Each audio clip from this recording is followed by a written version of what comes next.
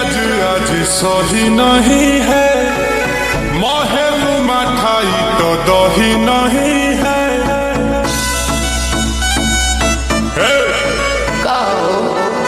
लागे मिजाज आज सही नहीं है, महलू मठाई तो दही नहीं है। पानी में चीनी जैसे घोले राजा जी, घोले राजा जी। पानी में चीनी जैसे घोले राजा जी, घोले राजा जी। कमरिया गोले गोले, कमरिया गोले गोले, कमरिया गोले गोले गोले गोले गोले राजा जी। कमरिया गोले गोले गोले गोले गोले राजा जी। कमरिया गोले गोले गोले गोले गोले रानी जी, कमरिया गोले गोले गोले गोले गोले रानी जी।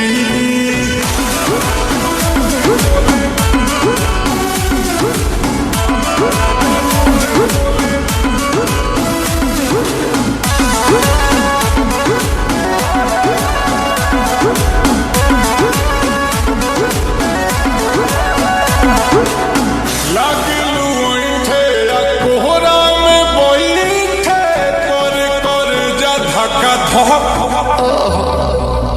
कहलू झूठे की जाला ना उठे, होखेला हमारा कसम।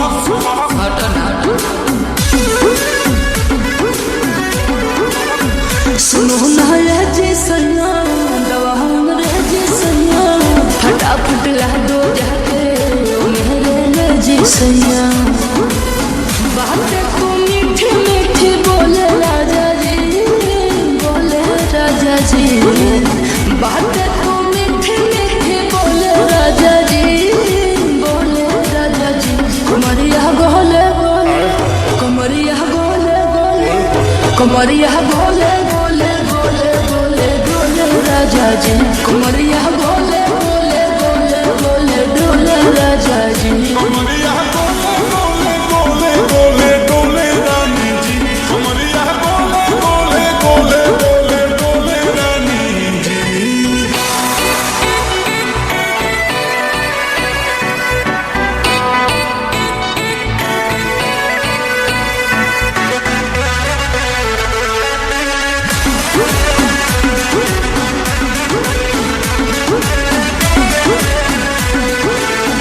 एहो हसीना इशारों के बिना, सीना से जलुआ के सौस होला ए रानी गरम जवानी। पानी पिए लुगटा कहट तनापी या कमरे में चलो, जरा सा मोहब्बत मानो।